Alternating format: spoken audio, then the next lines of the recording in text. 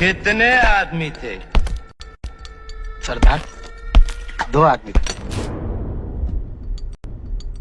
वो 2 थे और तुम 3, फिर भी वापस आ गए खाली हाथ। क्या समझ कर आए थे कि सरदार बहुत खुश होगा, शाबाशी देगा? क्यों? धिक्कार है!